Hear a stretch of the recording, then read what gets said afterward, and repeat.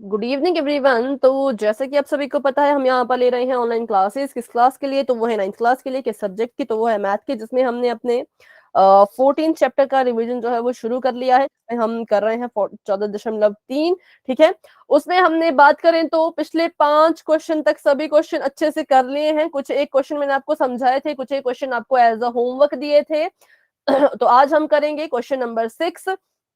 अभी तक हम सीख चुके हैं कि कैसे आप एक दंड आलेख बनाएंगे। ठीक है, कि दंड आलेख बनाने के लिए क्या क्या हमें चाहिए। और दूसरी चीज जो हमने सीखी, वो हमने ये सीखी कि आपने जो आयत चित्र है वो कैसे बनाना है। ठीक है, दंड आलेख कब बनता है? दंड आलेख तब बनता है जब आपके पास जो नंबर होते हैं वो सिंगल सिंगल होते हैं। जो आपके पास डेटा होता है वो वर्गीकृत नहीं होता, अवर्गीकृत होता है, तो आपका दंड आलेख बनेगा। और आयत चित्र की बात करें तो आयत चित्र आपका तब बनता है जब आपके पास क्या हो, जो आपका डेटा हो वो ग्रुप्ड हो, जो वर्गीकृत डेटा हो, जिसमें क्या हो, वर्गीकरण किया गया हो। पर कैसा वर्गीकरण या कैसा वर्गीकृत? तो सतत वर्गीकृत डेटा। ठीक है, डेटा कह सकते हैं उसको, या फिर सतत वर्ग अंतराल। ठीक है, वर्ग अंतराल भी कह सकते हैं, जिसको हम कहते हैं क्लास इंटरवल।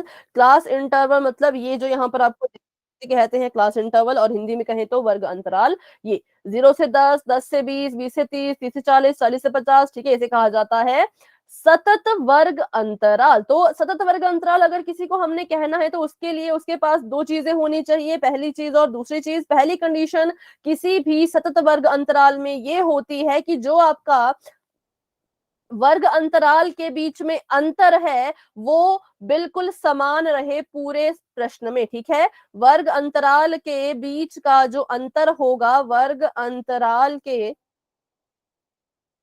बीच अंतर समान हो। ठीक है, एक जैसा हो, अंतर जो है वो कैसा हो, बिल्कुल समान हो, तो हम कहेंगे कि ये आपका जो अंतराल है वो कैसा है, वो सतत वर्ग अंतराल हो। नंबर 2, यहाँ पर कंडीशन ये रहती है कि जो आपके पहले वर्ग अंतराल के लिए, जो पहला वर्ग अंतराल है, जो फर्स्ट आपको यहाँ पे क्लास इंटरवल दिख रहा होगा, पहले वर्ग अंतराल के लिए जो संख्या, क्या आपने पिछली क्लास में लिखा था? ये बताइए जरा एक बार, यस और नो। Yes ma'am. ठीक है, पहले वर्ग अंतराल के लिए जो संख्या किसका काम कर रही हो, ऊपरी वर्ग सीमा का काम कर रही हो, ऊपरी वर्ग सीमा या फिर ऊपरी वर्ग सीमा हो। ठीक है, पहले वर्ग अंतराल के लिए जो संख्या ऊपरी वर्ग सीमा हो, दूसरे वर्ग अंतराल के लिए वही क्या होनी चाहिए, बताइए।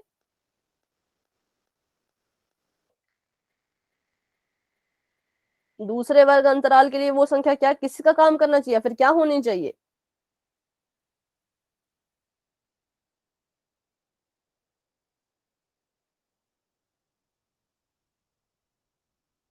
अगर आपने लिखा है बच्चों तो बताइए। निचली वर्ग।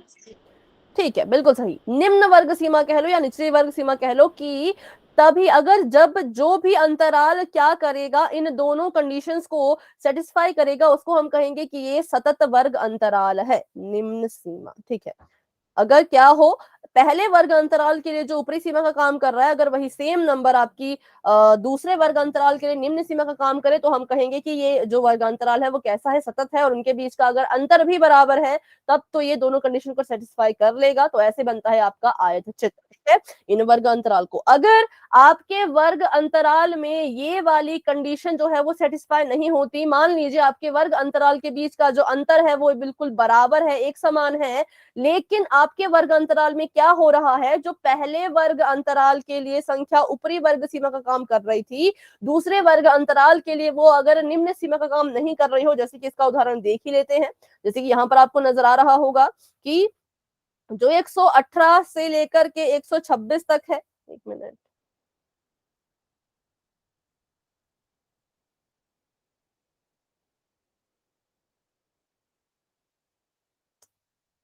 एक मिनट का समय दीजिए।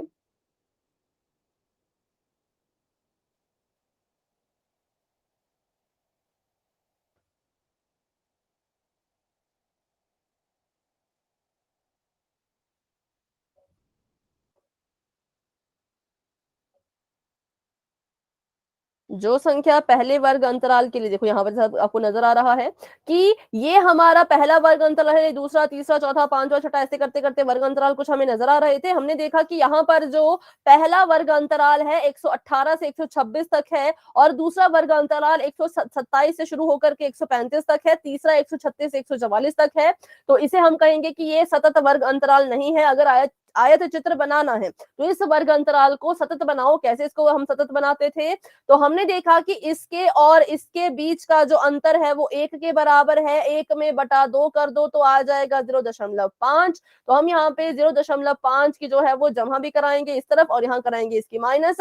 ऐसा हम पूरे वर्ग अंतराल के साथ करेंगे, और आपको नजर आएगा कि ऐसा करने से इनके बीच जो ये कमी थी, इनका जो ये डिफेक्ट था कि जो संख्या ऊपरी वर्ग सीमा है वही संख्या आपकी फिर निचली वर्ग सीमा भी बन जाएगी। तो इसके लिए आप पिछले क्लास की रिकॉर्डिंग अच्छे से देखना, उसमें हमने इसको पूरे क्वेश्चन को जो है वो सॉल्व किया हुआ था। ठीक है, अब हमने ये सतत वर्ग अंतराल क्यों सीखा? क्योंकि जो आपका सतत वर्ग अंतराल है ये आपका बारंबारता बहुभुज बनाने के लिए भी काम में आता है। ठीक है, तो अगर आपने कभी, जैसे आपको दिख रहा होगा, क्वेश्चन नंबर 6 पहले पढ़ते हैं, फिर इसको हम हल करेंगे। क्वेश्चन नंबर 6 में कहा गया है कि नीचे दी गई सारणियों में प्राप्त किए गए अंकों के अनुसार दो सेक्शन के विद्यार्थी का बंटन इन्होंने किया कि ये सेक्शन ए है, ये सेक्शन बी है, और सेक्शन ए के अंक ये, सेक्शन बी के अंक ये है। ठीक है, फिर ये कह रहे हैं कि आप क्या करो, इसका जो है वो बारंबारता बहुभुज बनाओ, लेकिन किस पर? तो एक ही आलेख पर, सेम ग्राफ पेपर पर। तो हमने कहा ठीक है बना लेते हैं, लेकिन आपने याद रखना है कि जब भी आप बारंबारता बहुभुज बनाएंगे तो आपका जो वर्ग अंतराल होता है उसको आप यूज नहीं करते हैं। क्या करने के लिए?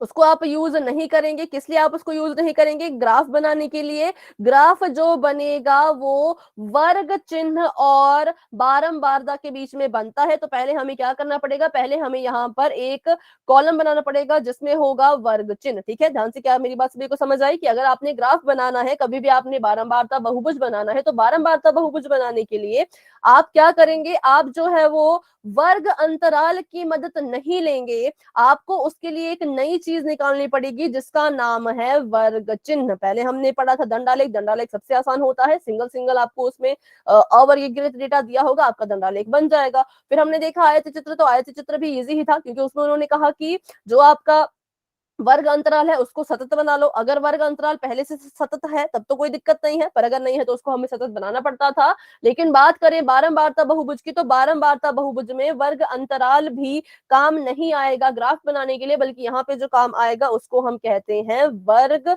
चिन्ह। ठीक है, तो फिर ये जो अंतराल है ये काम कब आएगा? अगर ये ग्राफ बनाने के लिए काम नहीं आ रहा तो फिर ये हमें दिया ही क्यों है? तो ये आपको इसलिए दिया है ताकि आप इसकी मदद से वर्ग चिन्ह निकाल सके। ठीक है, वर्ग चिन्ह का फॉर्मूला मैंने शायद आपको स्टार्टिंग में लिखवाया था, अगर किसी ने लिखा है तो बता दीजिए फटाफट से। किसी को अगर याद है तो बहुत अच्छी बात है, अगर आपको याद है तो आसान ही है। Yes ma'am. बताइए क्या फॉर्मूला है? Upper limit plus lower limit divide by 2। ठीक है, बिल्कुल सही है कि अपर लिमिट लोअर लिमिट का मतलब ऊपरी सीमा में निचली सीमा को जोड़िए, उसको 2 से भाग कर दीजिए। हमने देखा कि ये जो आपका क्या कहते हैं इसे, वर्ग अंतराल है, और ये जो वर्ग अंतराल है दोनों ही एक जैसे हैं, तो इनका जो क्लास मार्क निकलेगा, जो वर्ग चिन्ह निकलेगा वो सेम ही होगा। पहले इसका निकाल लेते हैं। 10 में जब आप 0 को जोड़ेंगे और उसको बटा 2 करना होता है, तो 10 में 0 जोड़ा 10 ही आएगा, और 2 किया तो आ जाएगा, काट दो, 2 एकम 2, 2 पंजे 10। तो हमारा पहला जो वर्ग चिन्ह निकल रहा है इस पहले वर्ग अंतराल के लिए, इस पहली बारंबारता के लिए, वो निकला 5। तो आप बताइए आपका भी इतना निकल रहा है, आपका कुछ अलग निकल रहा है? 5 ही निकला होगा सभी का। ठीक है, दूसरे का देखें तो दूसरा हमारे पास है 10 जमा में 20 बटे में 2 कि वर्ग अंतराल जो है इनको आपस में जोड़ो बटा 2 कर दो, आपस में जोड़ो बटा 2 कर दो, आपस में जोड़ो बटा 2 कर दो। तो 10 में 20 जोड़ा बटा 2 कर दिया, 10 जमा 20 होता है 30, 30 बटा 2 कितना आ जाएगा? 15। ठीक है, तो यहाँ पर आपका जो दूसरा वर्ग चिन्ह आ गया वो 15 आ गया। देखो कभी भी ऐसा मत करना, क्या नहीं करना है कभी भी, कि आपने यहाँ पर लिखा 10 जमा 20 बटे में 2, और आपने 2 से इस 20 को काट के यहाँ पर फिर 20 लिख दिया। ऐसा नहीं करना है बिल्कुल भी। क्यों नहीं करना है? क्योंकि ऐसा नहीं हो सकता। अगर आपकी संख्याएं हैं, अगर वो ऊपर जमा हो रही हैं, तो उनको आप ऐसे अकेले अकेले नहीं काट सकते। इसलिए जब भी वर्ग चिन्ह निकालोगे, पहले जमा करना है, उसके बाद ही भाग देना है। जैसे कि यहाँ पर है 20 जमा 3, ठीक है। यहाँ पर है 20 जमा 30 बटा कर देंगे 2, तो 2 10 से 20 ऐसा मत करना, नहीं तो क्वेश्चन गलत हो जाएगा। पहले इनको जोड़ दो, 3 में 20 जोड़ा, आ गया आपके पास 50, और 50 बटा 2 करेंगे तो हमें पता है क्या आएगा, 25, क्योंकि 25 दूनी 50 होता है। तो तीसरा वर्ग अंतराल आ गया आपके पास, वर्ग चिन्ह आपके पास आ गया 25। चौथा और पांचवा मुझे आप बताएंगे। 3 मैंने बताए, अब चौथा और पांचवा आप बताइए। 35, 35 बिल्कुल सही, 45। 45 बिल्कुल सही, ठीक है। तो अब हमने वर्ग चिन्ह बना लिए हैं।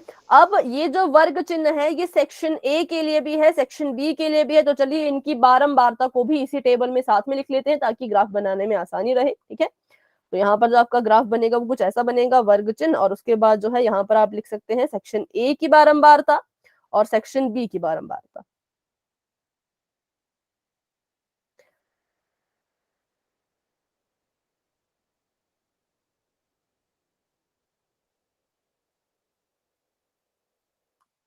बताओ, सेक्शन ए के लिए पहली बारंबारता क्या है? ए के लिए बुक में देखो, बताओ।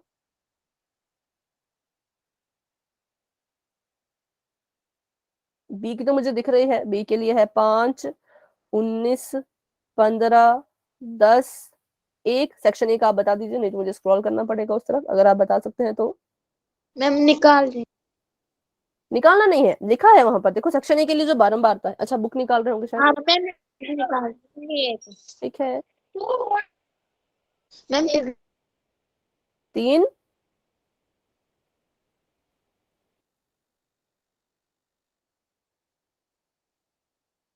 उसके बाद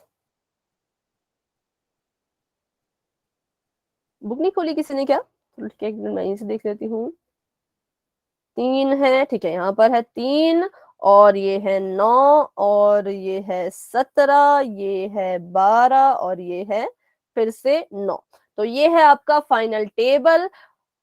फिर से समझ लीजिए कि बारंबारता बहुभुज अगर बनाना है तो आपका क्या होगा, आपका जो वर्ग अंतराल है उसको आप ग्राफ में इस्तेमाल नहीं करेंगे। वर्ग अंतराल काम आएगा वर्ग चिन्ह निकालने के लिए। तो जब आपका ग्राफ बनेगा वो वर्ग चिन्ह और जो आपको बारंबारताएं दी है, चाहे वो 1 की दी हो, 2 की दी हो, उनके बीच में बनेगा। आयत चित्र का जो ग्राफ बनता था वो बनता था वर्ग अंतराल और बारंबारता के बीच में, लेकिन बारंबारता बहुभुज का जो बनेगा वो बनेगा वर्ग चिन्ह और बारंबारता के बीच में। और वर्ग चिन्ह निकालना कैसे है? तो वर्ग अंतराल की मदद से। अगर आपको ये कुछ चीजें समझ आ गई तो वाई टाइप करेंगे, कोई डाउट है तो अभी के अभी मुझसे फिर से पूछ लीजिए। वर्ग चिन्ह का फॉर्मूला सभी को समझ आया? वर्ग चिन्ह निकालना सभी को आया तो बताइए, क्योंकि अगर आपको बच्चों वर्ग चिन्ह निकालना नहीं आएगा तो ग्राफ नहीं बन पाएगा। ठीक है, वर्ग चिन्ह में क्या करना है? इन दोनों को आपस में जमा करके बटा 2 करना है। चलिए रिपीट कर लेते हैं वर्ग चिन्ह का फॉर्मूला। वर्ग चिन्ह कहता है कि अगर कभी भी आपने किसी भी वर्ग अंतराल के लिए, पहले तो आपको वर्ग अंतराल और वर्ग चिन्ह में फर्क पता होना चाहिए। वर्ग अंतराल होता है जो आपको दिया गया होता है, जैसे 0 से 10, 10 से 20, 20 से 30, 30 से 40। वर्ग अंतराल मतलब क्लासेस के बीच का डिफरेंस, ठीक है। उसके बाद आपने इनकी मदद से वर्ग चिन्ह निकालना है। वर्ग अंतराल में 2 चीजें होती हैं, एक होती है ऊपरी सीमा, एक होती है निम्न सीमा या फिर निचली सीमा। जो ये है इसको हम कहते हैं ऊपरी सीमा। ऊपरी सीमा, ये सारी ऊपरी सीमाएं हैं, और ये सारी आपकी निम्न सीमाएं हैं, ठीक है। तो कैसे निकालेंगे?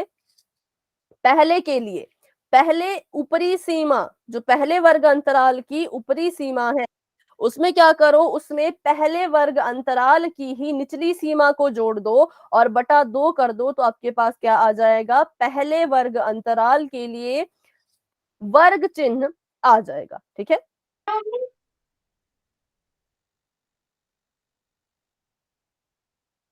ये है आपका इसका फॉर्मूला, ऊपरी सीमा जमा निम्न सीमा बटे में 2। तो बस ये था, इसमें ज्यादा कुछ नहीं था वर्ग चिन्ह निकालने के लिए। तो अगर आपका वर्ग अंतराल मान लीजिए ऐसा है जो 10 से 30 की तरफ जा रहा है, तो आप क्या करेंगे, 10 में पहले तो 30 को जोड़ेंगे और बटे में 2 कर देंगे। 30 जमा 10 होता है 40, 40 बटा 2, 2 एकम 2, 2 दूनी 4, तो 20 आपका आ गया वर्ग चिन्ह। वर्ग अंतराल लिया, वर्ग अंतराल को जोड़ा, उन दोनों को आपस में जोड़ा, उन दोनों को जोड़ करके 2 से भाग किया, तो जो आपके पास संख्या आई ये आपका वर्ग चिन्ह है। ठीक है, अब इसी वर्ग चिन्ह और बारंबारता के बीच में ग्राफ बनने वाला है, तो चलिए बनाते हैं। वर्ग चिन्ह लिख लीजिए अपनी कॉपी पे फटाफट से, क्योंकि ग्राफ जो बनेगा तो आप मुझे बताना। ठीक है, लिख लो वर्ग चिन्ह कौन कौन से हैं। 5, 15, 25, 35 और 45। ठीक है, 5, 15, 25, 35 और 45, क्योंकि अब जा रहे हैं हम कहां पर, अब जा रहे हैं हम ग्राफ बनाने।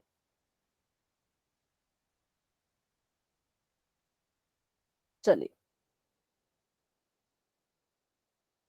तो अगर आपके पास बुक है तो आप मुझे बताइए सेक्शन ए में जो बारंबारता है सबसे छोटी कितनी है और सबसे बड़ी कितनी है। मैम सबसे छोटी 3 और सबसे छोटी बड़ी 3 है। 17। सबसे बड़ी 17। ठीक है, अच्छा, और दूसरे सेक्शन के लिए,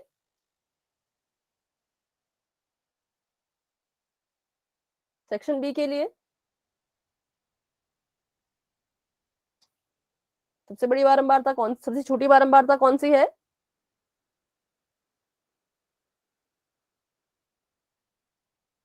सेक्शन बी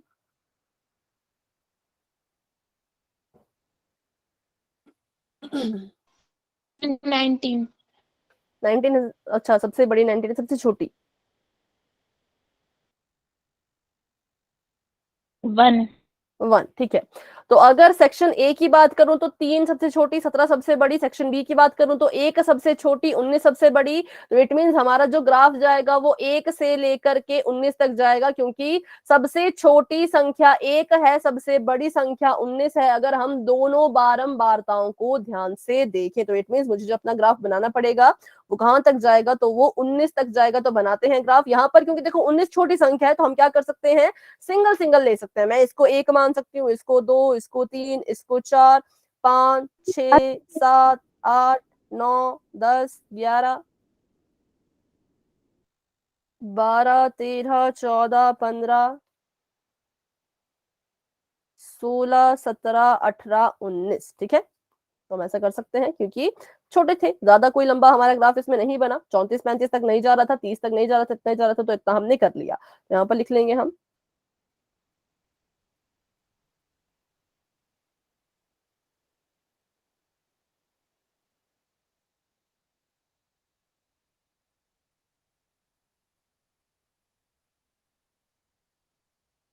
19। ठीक है, और अब आपने क्या करना है, अब आपने जो वर्ग चिन्ह है उसको आपने जैसे आपके निकले हैं वैसे ही लिखना है। यहाँ पर आप चाहे तो ऐसा कुछ बना लीजिए जैसे भी आप बनाते हैं। ठीक है, और वर्ग चिन्ह जो आपका शुरू होगा वो आपका शुरू होगा कहाँ से, तो वो शुरू होगा 5 से। तो इसको आप कहेंगे कि ये जो है वो है 5। ये जो आपका पहला यहाँ पर आएगा इसको हम कहेंगे कि ये है 5, और उसके बाद दूसरा वर्ग चिन्ह कौन सा है,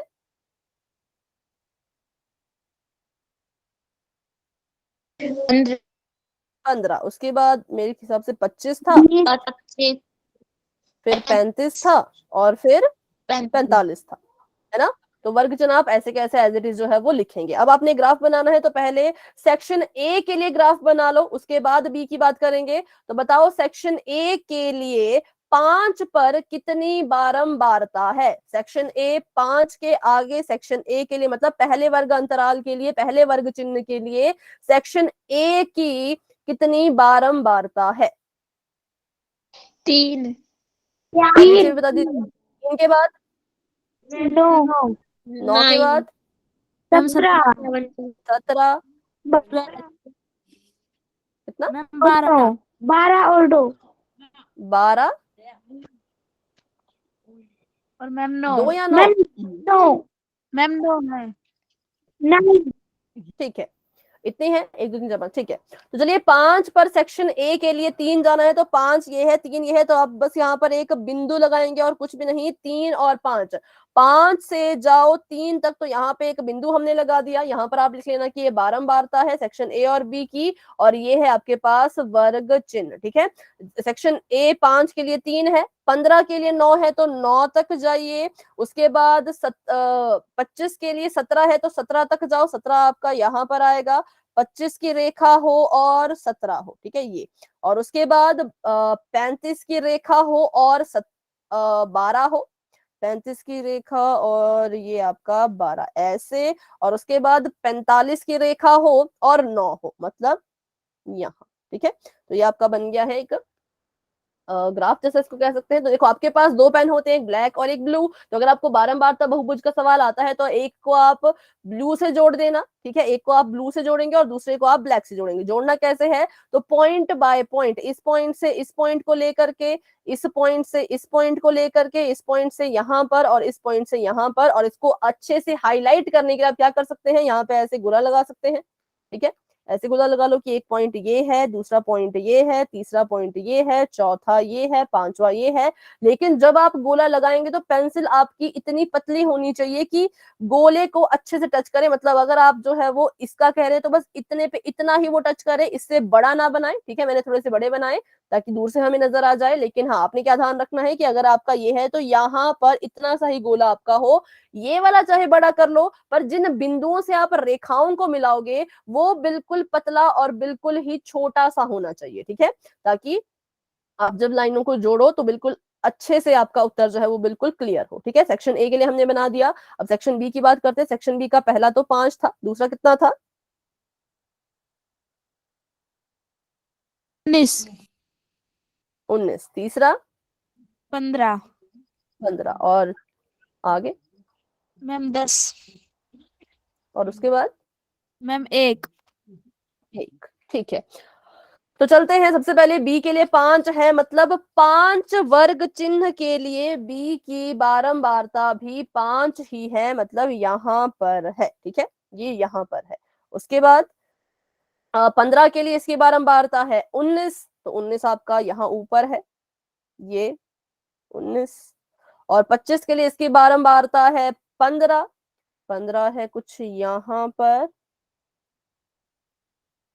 और उसके लिए बाद है 10, 35 के लिए तो 10 है यहाँ पर, और 45 है तो 45 के लिए सिर्फ एक ही है, तो वो यहाँ पर है। ठीक है, तो पहले सेक्शन ए का आराम से बना लेना है। सेक्शन ए को जो है वो जोड़ भी देना है। उसके बाद बी का बनाओ, फिर बी का जोड़ो। 5 से सीधा 19, 19 से आ गया 15, 15 से 10 और 10 से 1, 15 से 10 और 10 से सीधा 1। तो ये आपका सेक्शन बी के लिए भी बारंबारता बहुभुज जो है वो बन चुका है। तो बस ये आपका आंसर यहाँ पर खत्म हो चुका है। ठीक है, लेकिन ध्यान क्या रखना है, बारंबारता बहुभुज बनाने के लिए आपको क्या करना, क्या है करना, ये है कि जो आपका वर्ग अंतराल है, पहली चीज वो सतत होना चाहिए। अगर वो वर्ग अंतराल सतत है तो उस वर्ग अंतराल की मदद से वर्ग चिन्ह निकालो।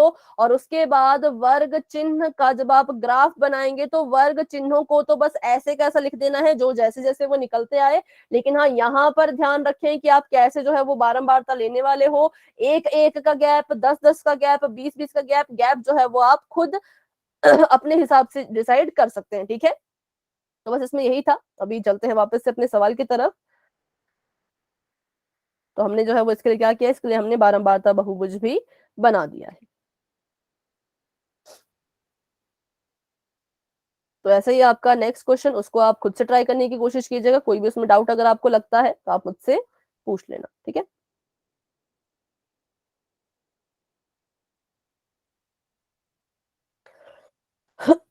सॉरी, चलिए तो ये है। अगला आपके पास जो सवाल है उसको देख लेते हैं। बताइए, प्रश्न नंबर 7 में आपने बारंबारता बहुभुज बनाना है। आपको यहाँ पर क्या क्या है जो करना पड़ेगा।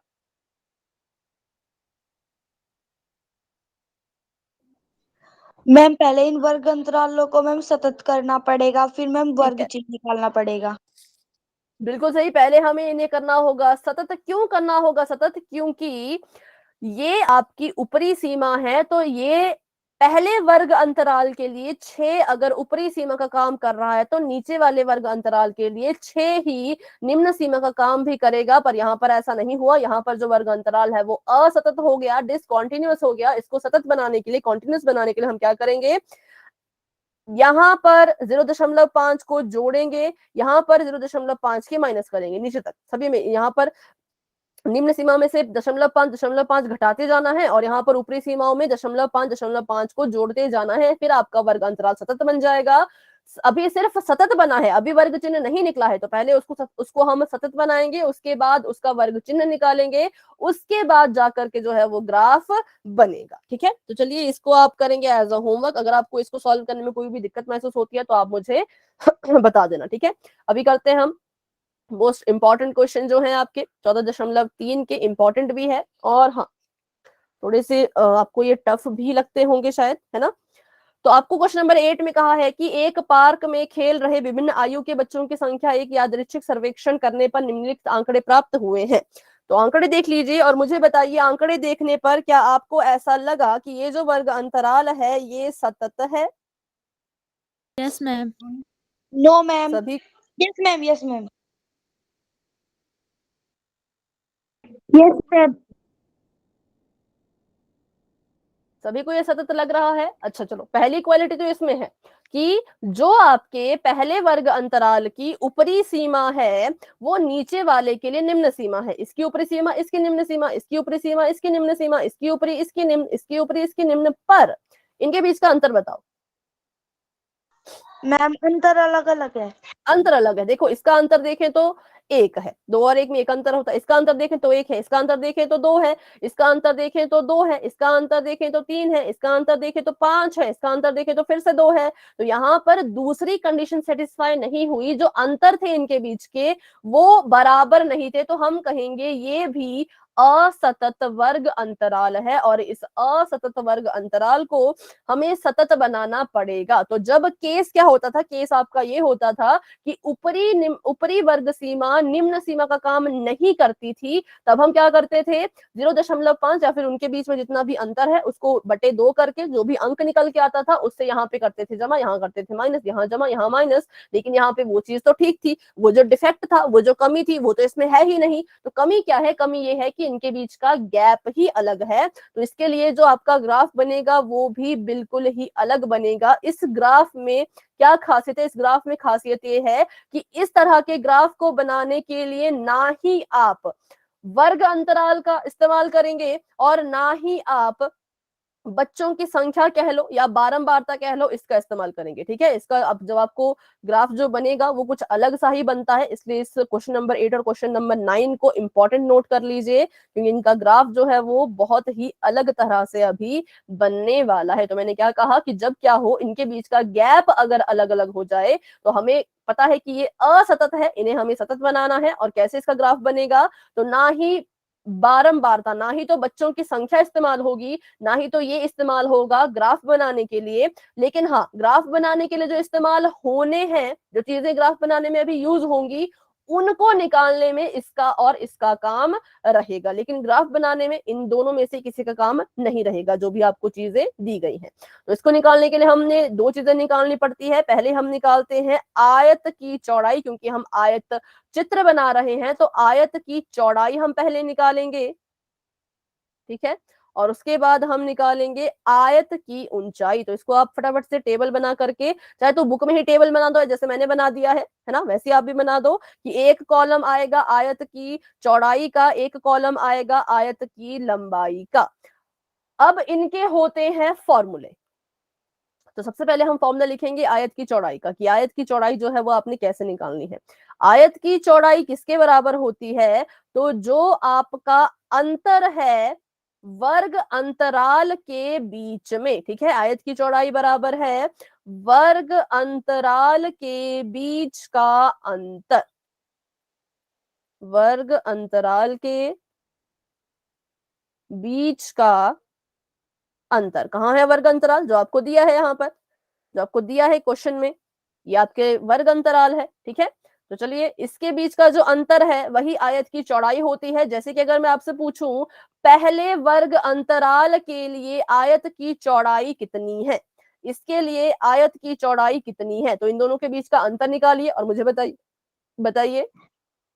1। तो मैं कहूंगी इसके लिए जो चौड़ाई है वो 1 है। ठीक है। उसके बाद बात करते हैं दूसरे की। दूसरे वर्ग अंतराल के लिए भी आयत की चौड़ाई 1 है। मैम, एक। तीसरे के लिए 2। मैम 2। मैम, 2। चौथे के लिए 2। पांचवें मैम, के 2। लिए 3। 3। छठे के लिए सॉरी 5। और सबसे लास्ट के लिए मैम, 2। 2। 2। ठीक है। जितने बच्चों को आयत की चौड़ाई समझ आ गई वो वाई टाइप करेंगे, जितने बच्चों को नहीं पता लगा वो पूछे। वाई, एन या आर, ये 3 चीजें जिससे मुझे आपको पता लग जाएगा आप क्या कहना चाह रहे हैं। पता लग गया आपको भी। ठीक है ठीक है। चलो तो बिल्कुल सिंपल है। आयत की चौड़ाई क्या होती है कि आपके जो वर्ग अंतराल है उनके बीच का जो अंतर होगा वही आयत की चौड़ाई का काम करेगा। ठीक है। अब आयत की लंबाई की बात करते हैं तो आयत की लंबाई का फॉर्मूला थोड़ा सा बड़ा होता है, तो इसको भी लिख लीजिए। आयत की लंबाई बराबर है बारंबारता। बारंबारता मतलब जो आपको फ्रीक्वेंसी दी। फ्रीक्वेंसी क्या होती है? फ्रीक्वेंसी होती है ये जो आपको यहाँ पर दूसरे वाले कॉलम में दिया, जैसे कि ये आपके लिए फ्रीक्वेंसी है, ये आपके लिए बारंबारता है। ठीक है। वैसे ऊपर वाले सवाल में ये जो आपको दिया ये आपके लिए बारंबारता है, तो यहाँ पे आप लिखेंगे बारंबारता। बारंबारता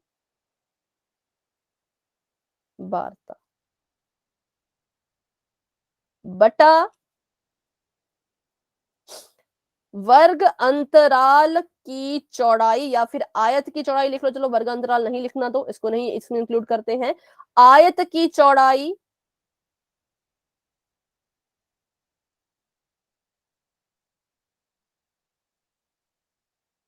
गुणा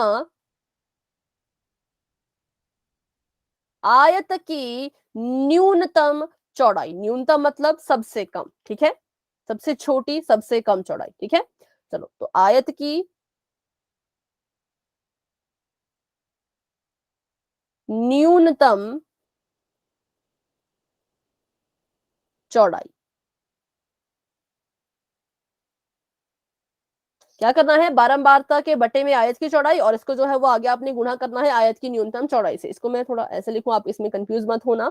ये भाग नहीं हो रहा, ये जो मैंने लिखा है ना आयत की न्यूनतम, ये भाग नहीं हो रहा बल्कि ये गुणा हो रहा है। बारंबारता बटा आयत की चौड़ाई और गुणा में आयत की न्यूनतम चौड़ाई। अभी इसको हम सॉल्व करेंगे तो आपको ज्यादा अच्छे से समझ आएगा। अगर मैं आपसे पूछूं कि पहले वर्ग अंतराल के लिए बारंबारता कितनी है, पहले वर्ग अंतराल के लिए बारंबारता कितनी है, देखिए बुक में और बताइए। पहला जो आपका वर्ग अंतराल है 1 से लेकर के 2 या 2 से लेकर के जितना भी है, उसके लिए जो फ्रीक्वेंसी दी है, जो बारंबारता दी है, जो संख्या दी है, वो कितनी है? मैम टीपे के लिए 2। बिल्कुल शुरू वाले के लिए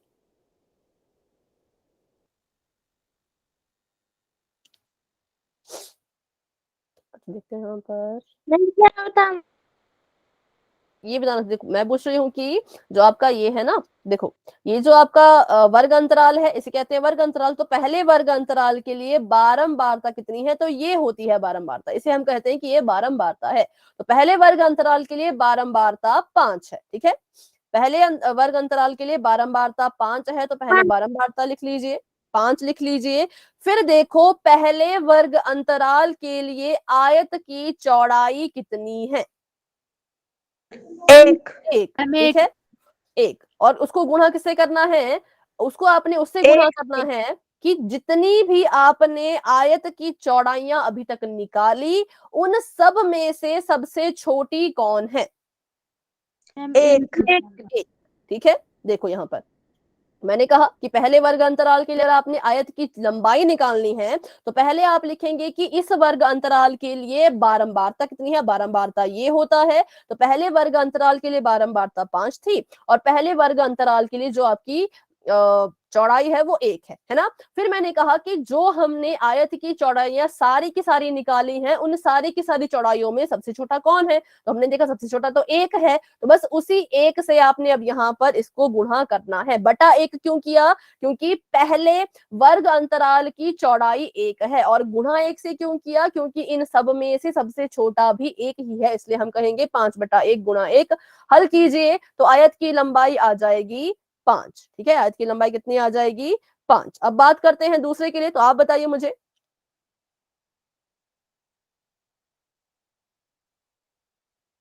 दूसरे वर्ग अंतराल के लिए बारंबारता 3 है, चौड़ाई 1 है, तो एक आयत लंबाई कितनी आएगी, तीन हाँ तीन बारंबारता बटा उसके लिए चौड़ाई और गुणा सबसे छोटी चौड़ाई, तो आ गया 3। ठीक है, तीसरे के लिए बताइए। तीसरे के लिए बारंबारता है 6 और ऊंचाई चौड़ाई है 2, मैम 3। 3। ठीक है, क्योंकि क्या आ जाएगा ये 6/2 गुणा में 1, 2 3 6, 3 एकम 3। ठीक है, वैसे ही करते करते सबके लिए बताइए। 6। मैम 6 फिर 3, 3 फिर फिर 2, 2 फिर 2। 2। ठीक है, तो आ गया है इसमें। ठीक है, अब बताओ चौड़ाई और लंबाई में किसी को कोई डाउट, नो मैम। डाउट है तो पूछ लेना, क्योंकि इसी से आपका ये बनेगा। कब इसको यूज करना है, आपने इसको तब यूज करना है जब आपके वर्ग अंतराल, सतत वर्ग अंतराल में कौन सा डिफेक्ट आ जाए, गैप वाला डिफेक्ट, कि इनके बीच का जो अंतर है वो बराबर नहीं था, तब आपने चौड़ाई और लंबाई निकालनी है। जब आपको लगे कि अंतर तो ठीक है लेकिन निम्न वर्ग सीमा और ऊपरी वर्ग सीमा नहीं मिल रही, तो आप क्या करेंगे, वो जमा माइनस वाला यूज करेंगे। ठीक है, तो मैंने कहा था कि जब अब ग्राफ हमारा बनेगा तो उस ग्राफ को बनाने के लिए ना ही तो इसकी जरूरत पड़ेगी ना ही तो इसकी जरूरत पड़ेगी। अब हम ग्राफ बनाएंगे आयत की चौड़ाई और आयत की लंबाई को लेके। यहाँ पे जो ये बार बार आयत आयत कह रहे हैं, आयत कह किसको रहे हैं, तो जो आप ऐसे को बनाते हो इस दंड को या इसको कहते हैं आयत। तो इस आयत की ही अभी हमने लंबाई निकाली कि ये कितना लंबा होगा, कितना ऊपर तक ये जाएगा, और इसी आयत की हमने जो है वो चौड़ाई निकाली कि यहां से यहां तक ये कितना चौड़ा जाएगा। ठीक है, तो बस इन दोनों की मदद से अब हम क्या करेंगे, अपना ग्राफ तैयार करेंगे। तो इनको याद रखना किसके लिए क्या है, 1 5 1 3। हाँ ठीक है,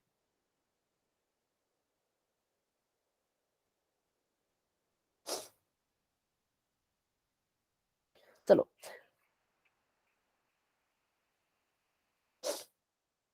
सबसे पहले तो जो आयत की चौड़ाई है उनको काउंट करो कि वो कितनी है, जमा करो उनको, मतलब आयत की जो चौड़ाई है जमा कीजिए उनको।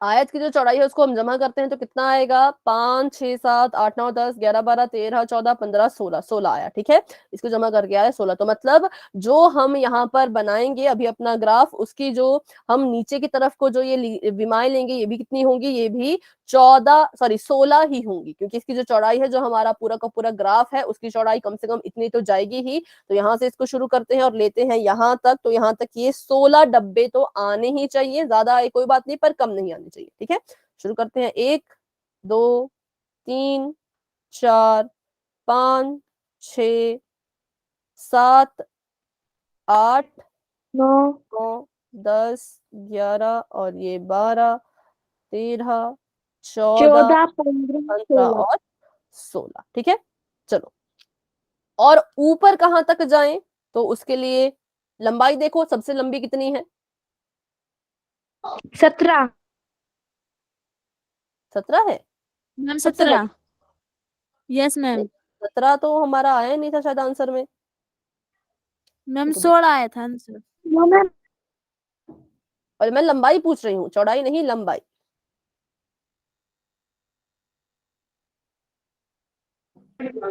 6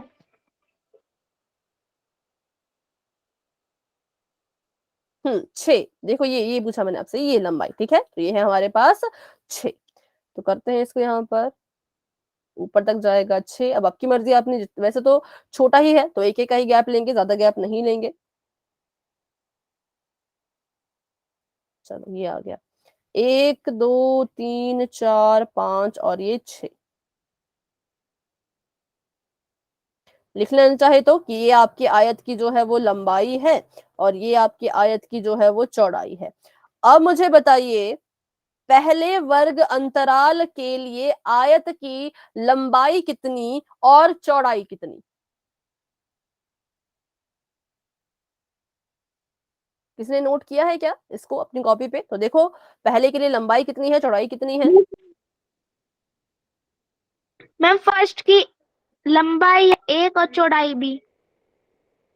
नहीं, दोनों एक नहीं हो सकते। देखो चलो पहले हमने टेबल बनाया चौड़ाई का, चौड़ाई कितनी है? चौड़ाई है इसके लिए 1, क्योंकि वर्ग अंतराल 1 आया था, और लंबाई होगी शायद से 5, क्योंकि फ्रीक्वेंसी जो थी बारंबारता जो थी 5 थी, है ना। फिर हमने किया था 5/1 गुणा 1, है ना, ऐसे हमने किया था, तो 5 आया होगा। 5 आया है, देखिए जरा। तो इसका यस मतलब मैम।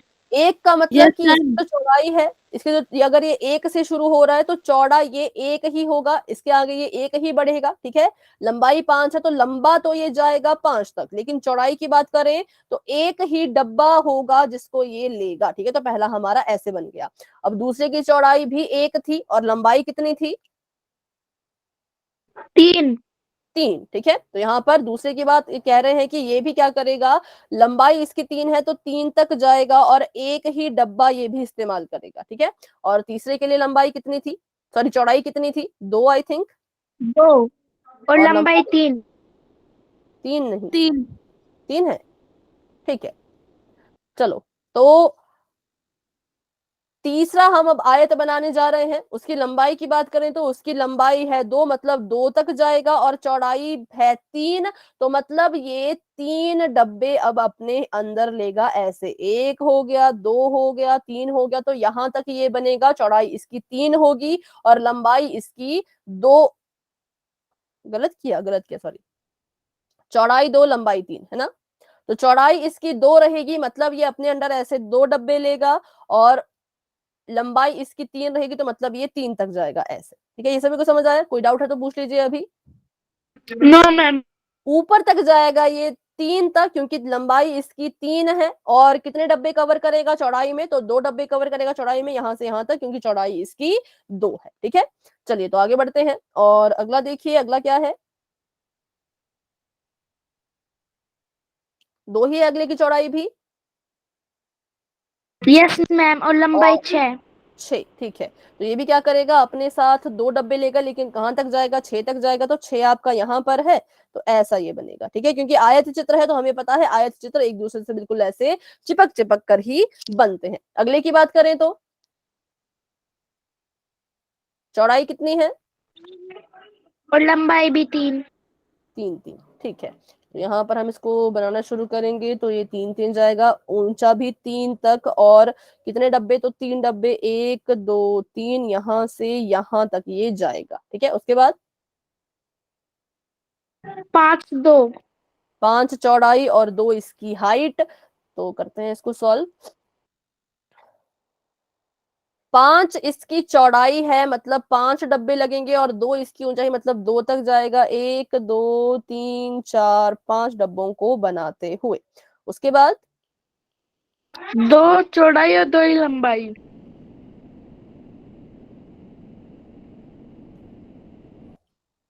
ठीक है, तो यहां से यहां तक जाएगा ये ऐसे, ठीक है। और हमारा आंसर जो है वो यहाँ पर खत्म हो चुका है। हमने जो है वो इसका बार ग्राफ, सॉरी इसका आयत चित्र जो है वो बना दिया। तो ऐसे बनता है आपका आयत चित्र। जब क्या होता है, जब बीच का गैप बराबर नहीं होता तो हम लंबाई चौड़ाई निकाल करके उसको सॉल्व करते हैं। अगर बीच का गैप बराबर है, ऊपरी और निम्न सीमा मैच नहीं कर रही, तो अलग होता है, और जब ऐसा हो तो अलग होता है, ठीक है। तो ये दोनों केसेस आपको अब अच्छे से समझ आ गए होंगे आई थिंक। अगर कोई डाउट है तो आप फिर से मुझसे पूछ सकते हो। और नो इसके बाद, हाँ पूछे। अच्छा आपने यस कहा कि नो? मुझे लगा ऐसा कुछ। No ma'am. तो आपको असली पता कब लगेगा, डाउट है या नहीं? जब आप इसके क्वेश्चन को ट्राई करोगे तो आपने क्या करना है, जो इसका क्वेश्चन है क्वेश्चन नंबर 9, वो खुद से ट्राई करना है। बिल्कुल छोटा है, सिंपल सा है, जैसे हमने ये बनाया वैसे ही हमने यहाँ पर भी बनाना है। यहाँ पर भी आप क्या निकालेंगे, तो लंबाई और चौड़ाई निकालेंगे और उसके बाद अपने ग्राफ को बनाने की कोशिश करेंगे। अगर ग्राफ अच्छे से बनता है तो बहुत अच्छे, वेरी गुड। लेकिन कोई डाउट रहता है तो आप अगली क्लास में मुझसे वो डाउट पूछ लेना, ठीक है? तो चलो अभी इसको यहीं तक करते हैं 14.3 को और बढ़ते हैं अपनी अगली प्रश्नावली 14.4 की तरफ, जो कि इजी है पर कभी कभी इसमें कुछ बच्चे कंफ्यूज हो जाते हैं, ठीक है? तो इसके नाम ही थोड़े से कंफ्यूज करने वाले हैं। चलो तो करते हैं इसको शुरू। सबसे पहले तो आपको पता होना चाहिए जो आपकी 14.4 है उसमें आप 3 चीजों के बारे में सीखेंगे, जिसमें से पहले का नाम है माध्य, दूसरे का नाम है माध्यक और तीसरे का नाम है बहुलक, ठीक है? सबसे पहले है आपका माध्य। तो सबसे पहले तो बच्चे कंफ्यूज कहाँ होते हैं, माध्य और माध्यक में, ठीक है? माध्य और माध्यक में एक अंतर है कि माध्य जो है वो उसको हम कह सकते हैं किसी चीज का एवरेज। एवरेज क्या होता है मैं आपको समझा दूंगी।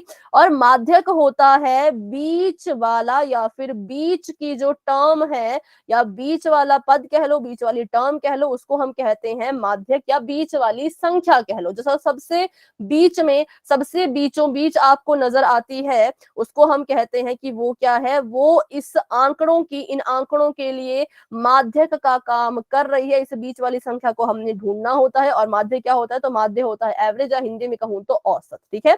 औसत क्या, औसत निकालने के लिए क्या फॉर्मूला होता है? औसत निकालने के लिए फॉर्मूला ये होता है कि जो चीजें आपको दी है उन सभी को आपस में पहले तो जोड़ दो, ठीक है? इन सभी के सभी आंकड़ों को पहले तो आपस में जोड़ दीजिए और अपॉन में आपने कर देना है 10, क्योंकि ये जो चीजें यहाँ पे लिखी गई हैं ये कुल मिलाकर के 10 हैं। तो आप क्या करेंगे, आप यहाँ पर लिखेंगे कि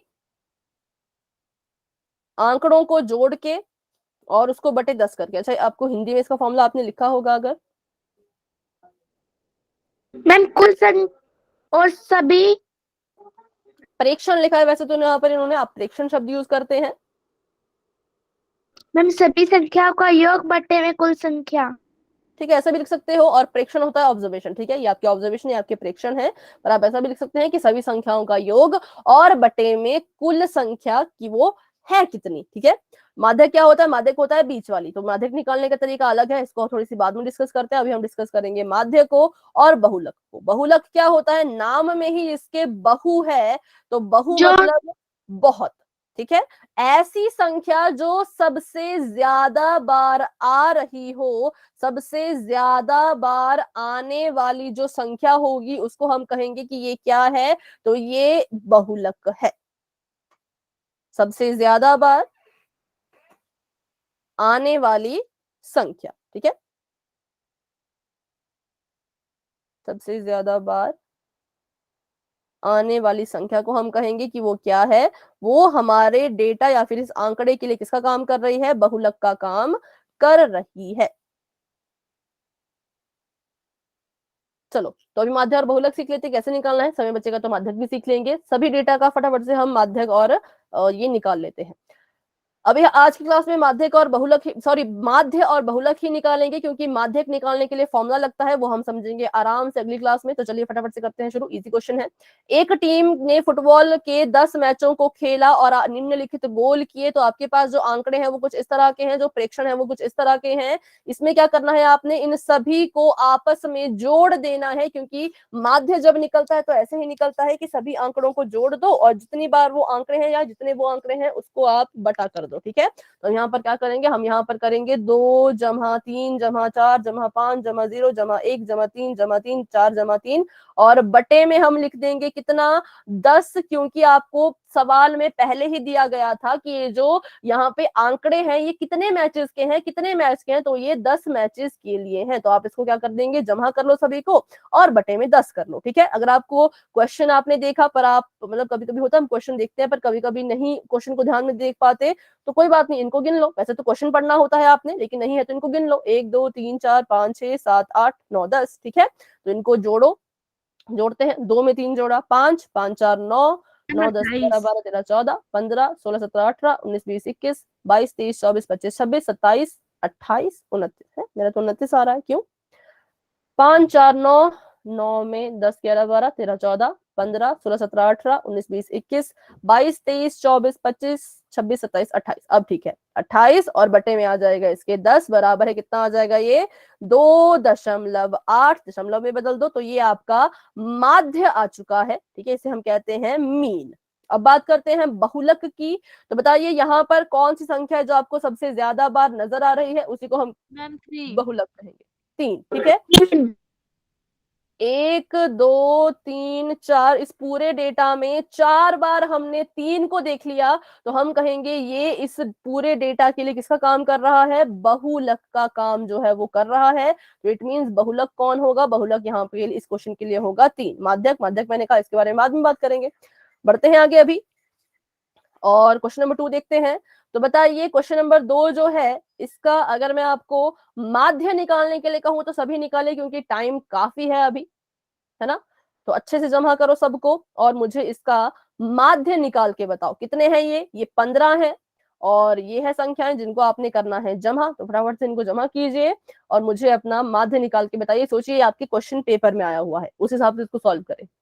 करना क्या है, जमा करना है सभी को, बस यही तो करना है। सभी को जमा करो और बटा कर देंगे क्या, बटे 15, क्योंकि 15 विद्यार्थियों का ये हमें डेटा दिया गया है।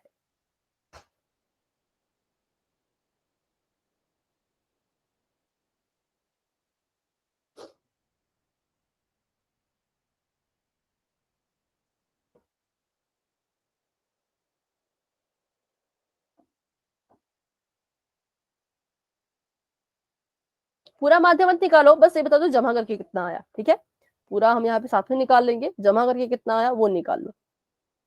अब जमा में ऐसा मत करना कि 52 2 बार है तो 52 को एक ही बार लिखा, लिखना सभी को है, चाहे 52 10 बार क्यों ना आ जाए, लिखना उसको भी है।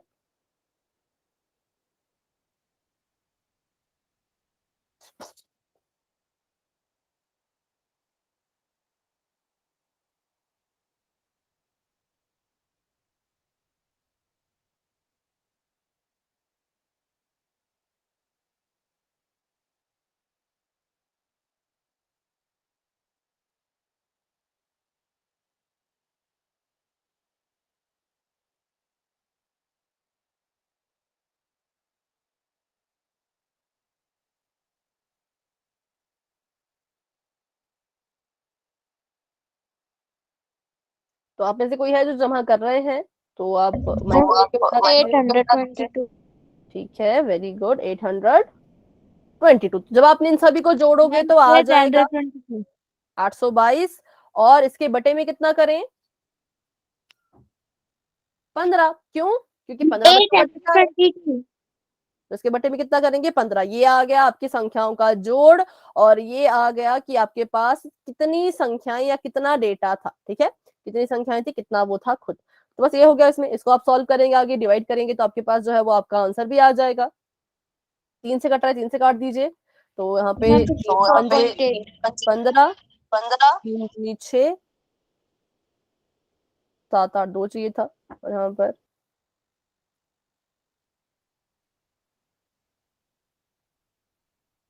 18 भी हो जाएगा और 19 20 21 22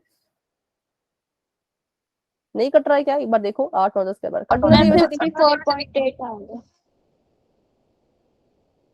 3 दूनी 6 ना, 2 यहाँ पर था, 2 बच गया और 7 3 21 होता है तो 3 7 21। 54.8। ठीक है, फिर इसको 5 से काट देना तो आपका आंसर आ जाएगा जो भी आप कह रहे हैं डेसिमल में। ठीक है, तो इसको बस इसका हमने इतना ही करना था। इसका बहुलक बताइए, बहुलक कितना है जो आपको बार बार दिखाई दे रहा है, बहुत बार दिखाई दे रहा है। 52। 52। मैम ठीक है, 52। 1 2 3, 3 बार हमें 52 दिखा, बाकी हमें इतनी ज्यादा बार नहीं दिखे तो हम कहेंगे 52 बहुलक है क्योंकि सबसे ज्यादा हमें यहाँ पे 52 ही नजर आ रहा है। ठीक है, तो माध्यक मैंने कहा, माध्यक हम अगली क्लास में अच्छे से करेंगे। क्वेश्चन नंबर 3 पूरा माध्यक पर आधारित है। क्वेश्चन नंबर 4 में बस बहुलक निकालना है। तो बताइए बहुलक जो है वो कौन है। मैम 14। 14।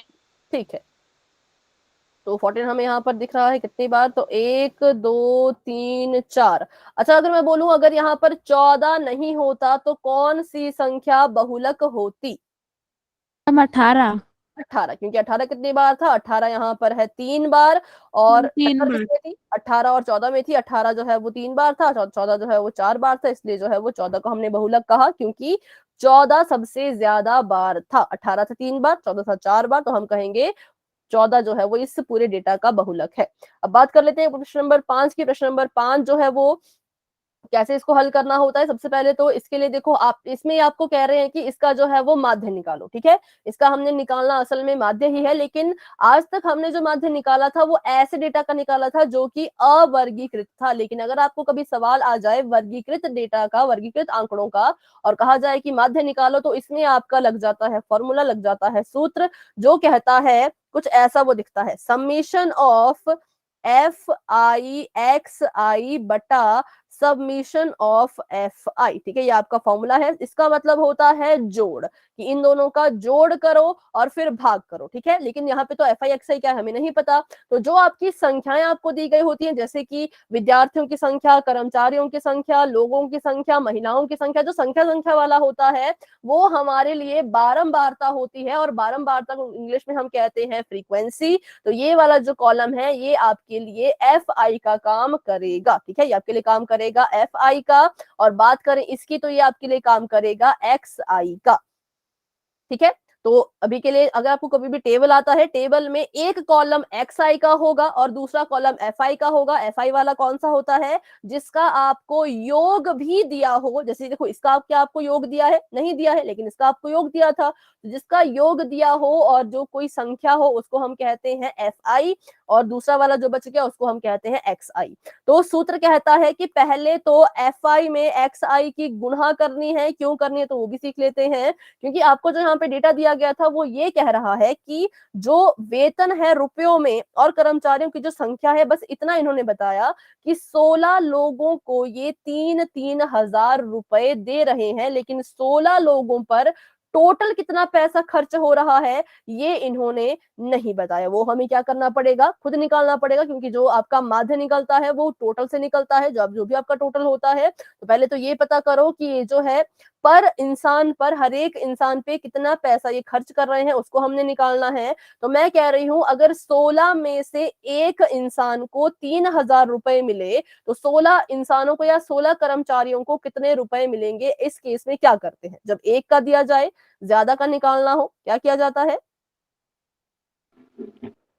गुणा। गुणा, ठीक है। इसको नाम देंगे हम XI FI का। यहाँ पर हम क्या करेंगे, इनकी गुणा करवा देंगे, ठीक है। तो बिल्कुल सिंपल है ये। FI XI निकाल लेते हैं फटाफट से, बाकी चाहे फिर बाद में कर लेंगे अगली क्लास में, पर ये निकाल लेते हैं अभी। तो 16 में 3,000 की गुणा करो तो आ जाएगा 48, क्योंकि 16 की 48 होता है, आ गया 48,000। बात करें अगर इसकी, 4,000 को गुणा करो 12 से, तो 12 चौके फिर से 48। हाँ, 48 और 5,000 में 10 की गुणा करें तो 50,000, ठीक है, 50,000। और उसके बाद 8 छके 48, फिर से यहाँ पे 48, और यहाँ पर 7 छके 42, तो यहाँ पर आ गया 42, और 8 चौके 48, फिर से यहाँ पे 48, 9 3 27, तो यहाँ पर 27, और 10,000 एक, तो यहाँ पे 10,000 का 10,000, ठीक है। फिर हमने क्या किया, XI FI निकाल लिया, पर सूत्र में था समीशन ऑफ XI FI। देखो ये समीशन कुछ नहीं होता, समीशन इसका मतलब है कि इनको जोड़ो, इनका जोड़ करो। तो जोड़ देते हैं फटाफट से नीचे को, है ना। 0 का तो 0 ही आएगा, 0 का 0, 0 का 0, 3 0 आ जाएंगी। यहाँ से यहाँ तक इसको जोड़ो तो आपका आ जाएगा 35, 35 का यहाँ पर आ गया 5, और यहाँ पर 3, और जब इनको जोड़ोगे तो आ जाएगा 30। तो ठीक है, तो ये आपका जो है वो समीशन XI FI आ गया, कि जो XI FI जो हमने अभी गुणा की उसको जब हमने जोड़ा तो ऐसा हमारा जो है वो जमा करके आ रहा है। तो सेम अगर मैं आपसे यहाँ पर एक सवाल पूछूं कि आपका जो समीशन ऑफ FI है वो कितना है,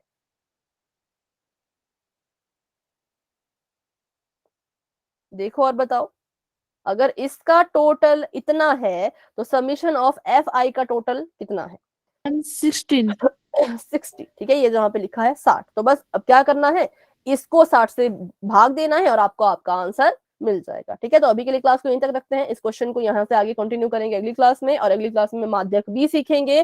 फिर अपना 13 चैप्टर हम शुरू कर देंगे। ठीक है, तो आज की क्लास को लेकर के किसी भी बच्चे के मन में कोई भी डाउट अगर रहता है तो क्लास में बने रहिए, मुझसे पूछिए, लेकिन अगर कोई डाउट नहीं है तो आप क्लास को लेफ्ट कर सकते हैं। Good night and bye bye, मिलते हैं अपनी अगली क्लास में।